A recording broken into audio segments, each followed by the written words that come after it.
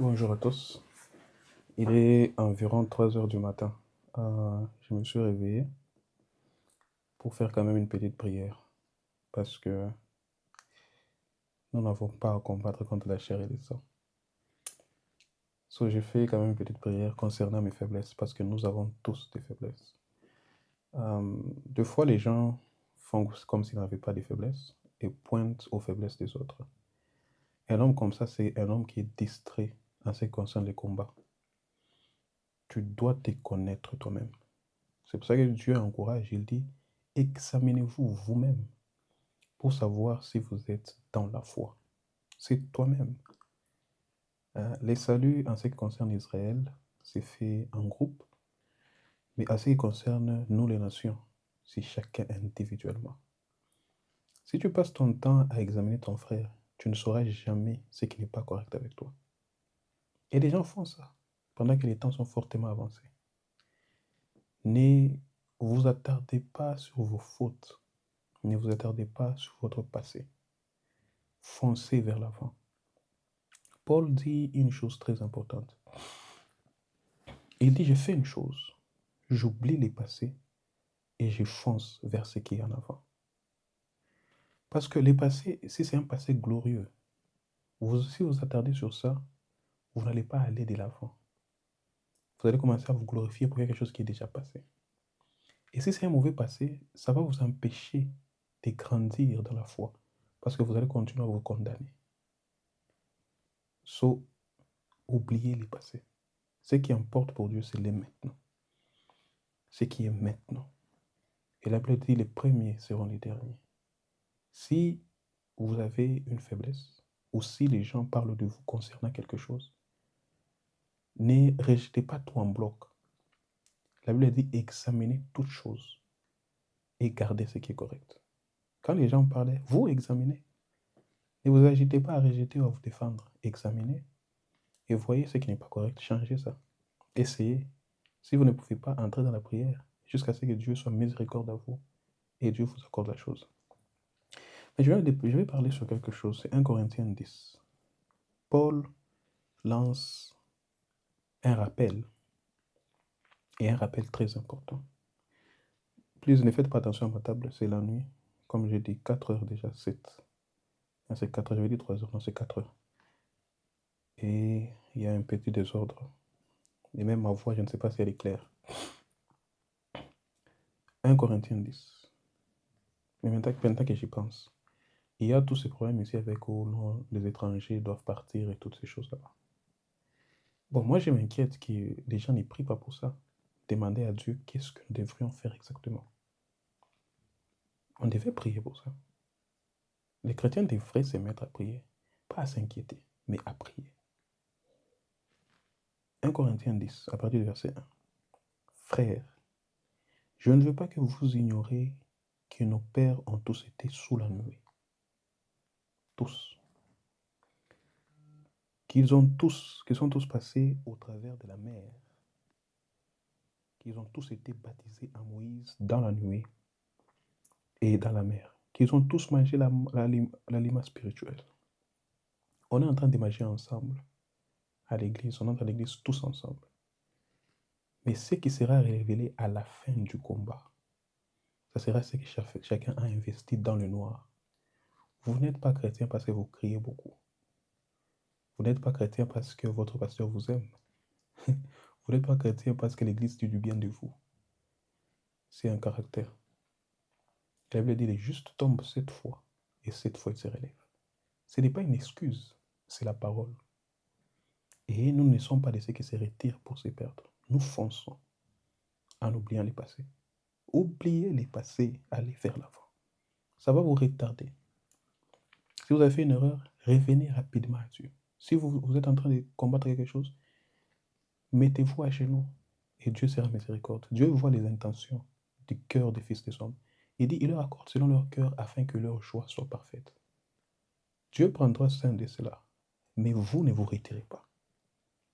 Ils ont tous mangé les mêmes aliments spirituels et qu'ils ont tous bu le même breuvage spirituel, car ils buvaient à un rocher spirituel qui les suivait et ce rocher était Christ. Mais plusieurs d'entre eux ne firent point agréable à Dieu, puisqu'ils périrent dans les déserts. Or, ces choses leur sont arrivées afin de vous servir d'exemple, afin que nous n'ayons pas de mauvais désirs comme ils en ont eu. Il parle de se livrer à l'impudicité et toutes ces choses là-bas. Mais qu'est-ce que moi je vais faire? Je vais dire, il parle aussi des murmures. Ici, Paul donne un rappel. Et je voulais aussi vous rappeler de quelque chose. J'ai essayé d'observer ce qui se passe maintenant. La Bible dit tout concourt au bien de ceux qui aiment Dieu. C'est très important de comprendre ces versets-ci. Je n'ai pas encore fait des recherches parce que j'aime toujours lire qu'est-ce que la version grecque dit. La Bible ne dit pas tout concourt au bien de ceux dont Dieu aime. Dieu aime tout le monde. La Bible dit Dieu a tant aimé le monde qu'il a donné son Fils unique. Il y a des choses sur lesquelles vous devez vraiment examiner. Tout concourt au bien de ceux qui aiment Dieu. Aimer Dieu, c'est faire sa volonté. Pendant ces temps difficiles, toi, ne t'attarde pas à regarder comment les problèmes vont se résoudre. Non, ça, ce n'est pas ton problème à toi.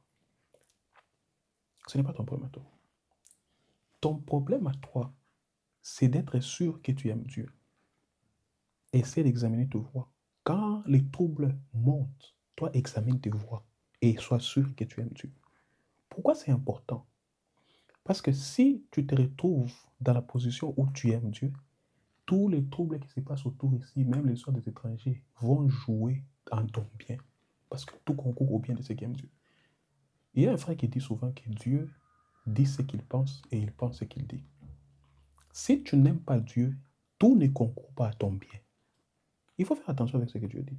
Par exemple, Dieu dit, si tu viens offrir et prier et que tu te rends compte que ton frère a quelque chose contre toi, laisse et va arranger. Les chrétiens d'aujourd'hui ne font pas ça. Ils continuent à prier, mais c'est une perte de temps. Tu vas prier pendant 4 heures du temps. Dans mon église, et j'aime bien mon église, et c'est là que j'ai prié. Et je tiens à rappeler que ça, ce n'est pas une église. Je n'ouvre pas une église. C'est une église dans une cité. Une seule. Mais je pense que j'ai le droit de parler parce que la Bible dit que exhortez-vous les uns les autres pendant que vous voyez le temps venir. C'est ce que j'essaie de faire. Et j'essaie de faire de mon mieux que les gens qui sont dehors, qui sont sur YouTube, qui se baladent sur YouTube, qu'ils écoutent aussi. Par exemple, la Bible dit vous aurez la tête et non la queue. Les chrétiens ordinaires aiment ça. Ils sautent et ils disent Amen. Mais la Bible dit quand tu obéiras, voici ce qui sera ta portion. Tu seras la tête et non la queue. Si tu n'obéis pas, tu peux aussi rêver à devenir la tête. Tu ne seras jamais la tête. C'est une promesse liée à une condition. Il dit, voici les jeunes auxquels je prends plaisir. J'aimerais vous rappeler, comme Paul nous a rappelé ici, voici les jeunes auxquels je prends plaisir. Laisse aller les opprimés. Toi, tu es jeune, mais tu es ton frère dans ton cœur. Mais l'opprimé est toujours dans ton cœur. Tu perds ton temps, tu affames ton cœur pour rien. Les principes de Dieu doivent être respectés. Et je montre l'histoire de David. David voulait retourner l'arche. L'intention était bonne. Mais David avait mal fait ça. Pour retourner l'arche, il fallait premièrement consulter l'Église et deuxièmement, voir comment Dieu voulait que l'arche puisse être portée. David n'avait pas pris un char moche, c'était un char en or. Et même l'âne qui tirait ces chars, c'était une ânesse qui était jeune. Personne n'était monté sur cet âne. Mais Dieu a frappé un homme à cause de ça. Les principes de Dieu s'appliquent. Il dit, si tu as un problème contre ton frère, ne prie pas. C'est pour ça qu'il y a beaucoup de choses qui n'arrivent pas. La foi seule ne suffit pas pour que Dieu réponde à la prière. Je développerai la chose. Parce que je sais que celui qui croit agit. Mais la Bible dit, Christ avait prié à celui qui pouvait le délivrer et il fit exaucer à cause de sa piété. La Bible dit non. La main de l'Éternel n'est pas aussi courte. Mais ce sont vos crimes. Quand tu as beaucoup de crimes, Dieu ne va pas répondre. Et tu seras frustrated. Tu vas te dire que Dieu n'existe pas. Non, tu as beaucoup de crimes. Et il y a beaucoup de choses. Par exemple, la Bible dit, celui qui mange sans discerner le corps de Christ mange un jugement contre lui-même. Discerner le corps de Christ, c'est quoi? C'est quoi exactement? C'est un enseignement que j'apporterai aussi dans les jours à venir. J'ai essayé de lire cette écriture encore et encore, de faire des recherches. Je me dis, qu'est-ce que réellement ça signifie discerner le corps de Christ? Et par la grâce de Dieu, je pense que j'ai trouvé ce que ça signifie. Donc, mettez-vous à l'œuvre et regardez les principes de Dieu. Quand Dieu dit une chose, faites attention à cela. Tout concourt au bien de ceux qui aiment Dieu. Ça ne concourt pas au bien de tout le monde. Ça concourt au bien de ceux qui aiment Dieu. Quand la trompette sonnera, les morts en Christ ressusciteront premièrement. Si tu n'es pas en Christ, tu ne vas pas ressusciter. Et Dieu ne blague pas. Travaillez d'abord à votre salut. Vous savez, j'ai essayé d'examiner ma vie et j'ai essayé de voir qui a eu quand même des difficultés dans sa marche. Et j'ai trouvé que Pierre avait des difficultés. Pierre, pendant longtemps, il faisait quand il y avait des situations compliquées, Pierre avait tendance à fuir et tout et tout. Mais ce n'était pas bien. Mais Dieu l'a fortifié. Et Christ avait prié pour lui, par amour. Il dit, le diable t'a réclamé afin de te cribler comme du fromage. Mais j'ai prié pour toi. Christ est le bon berger, un bon conducteur. Il a prié pour lui. Et nous voyons maintenant les mêmes pierres se tenir devant un homme, lui dire, or et argent je n'ai pas, mais ce que j'ai, je te donne, lève-toi et marche. L'homme ne se lève pas. Et Pierre va vers l'homme et tient la main. Les pierres d'avant allaient fuir. Mais nous voyons maintenant Pierre affermi. Christ lui dit, quand tu seras affermi, n'oublie pas d'affermir tes frères. Combattez, le combat fait rage.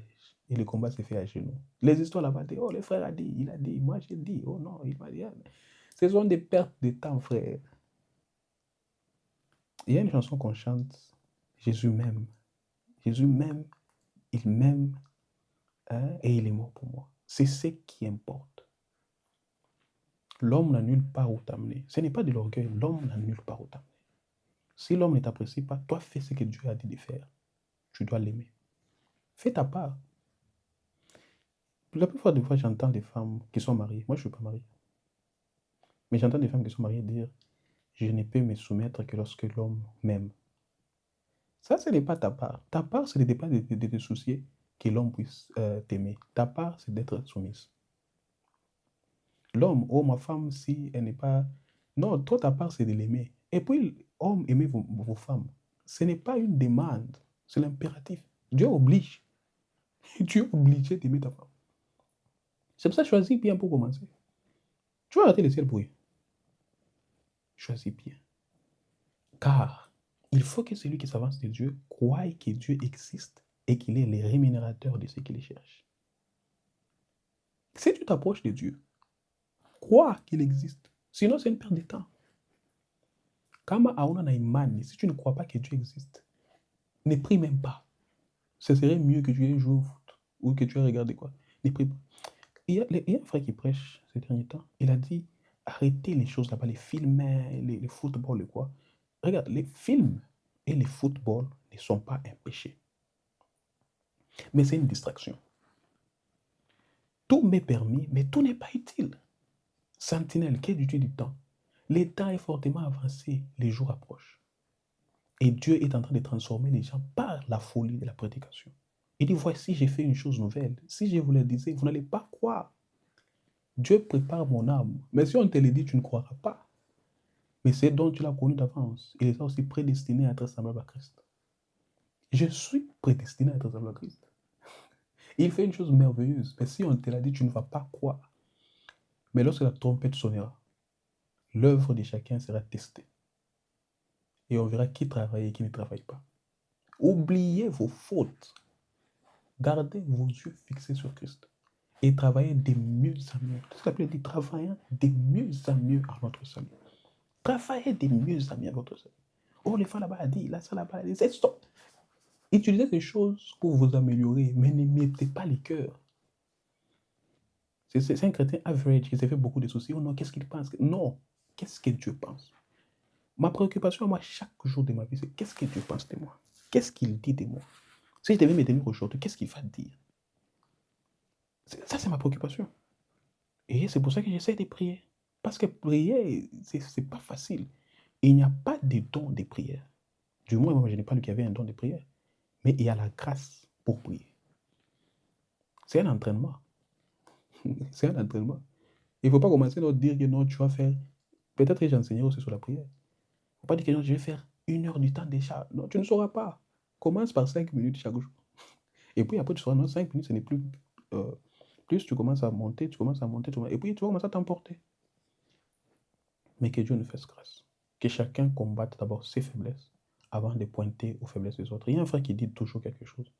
Il dit il y a des gens qui sont très difficiles avec les autres quand il en vient au péché des autres. Mais ils sont très faciles et reluctants à leur péché. Paul dit je traite durement mon corps, pas le corps de mon frère. Et même quand le frère a péché, frère, soyons sages. Des fois, nous avons mal. Hein? Cet homme, il y avait un jeune homme qui était fâché contre Job et ses amis. Il dit vraiment la sagesse n'est pas seulement chez les grands. Des fois, nous avons mal comme de la manière dont nous sommes repris. Nous avons mal. La Bible dit reprenez-les avec amour. Enfin, il faut les faire avec amour. Quand vous ne les faites pas avec amour, vous ne faites pas la parole de Dieu, vous êtes coupable. Très difficile avec les autres, mais très facile avec soi-même. C'est comme ça que je suis. Non, change. Tout le monde doit changer et s'aligner à la parole. Ce n'est pas un problème sensationnel d'émotion. Dieu n'est pas dans les émotions. Dieu ne va pas répondre à ta prière parce que tu pleures. Il dit, il faut que celui qui s'approche de Dieu croie. Je vous rappelle ces choses. Que Dieu existe et qu'il est le rémunérateur de ceux qui les cherchent. Si tu ne crois pas, tu n'auras rien. Même si tu pleures. 4h21, je dois un peu essayer de redormir. Travaillons de mieux en mieux. Et ayons de l'amour les uns pour les autres. Parce que Dieu a mis des dons dans les hommes. S'il n'y a pas l'amour, la Bible dit l'amour couvre une multitude de péchés. S'il n'y a pas d'amour, ça vous serait difficile de remarquer un don. Il faut faire très attention. Parce que Dieu donne les dons dans un but précis. Cette maison, par exemple, quand on la construisait, il y avait les électriciens qui sont venus qui ont fait leur part. Après, il y a eu les maçons qui sont venus qui ont fait leur part. Si vous n'avez pas d'amour, vous serez incapable de mettre de côté les fautes des gens et d'essayer de voir la vision, la grande vision. Vous allez toujours attacher les gens à leurs fautes. Non, tu avais fait. 1815, tu avais fait. 1117, tu avais fait. Non. Vous qui êtes forts, supportez les faibles. Faites ça. Faites ça. C'est ce que Dieu veut. Il y a ce que vous voulez et ce que vous ressentez. Mais dit vos pensées ne sont pas mes pensées. Faites ce que Dieu veut. Ne mettez pas l'émotion. Faites ce que Dieu veut parce que Dieu est dans sa parole. Dieu n'est pas dans vos émotions. Et chaque frère doit comprendre ça. Quand vous comprenez ça, quand quelqu'un s'agite, vous regardez seulement. Même si vous ne parlez pas, on sait, bon, il s'agite pour rien. Dieu n'est pas dans ça.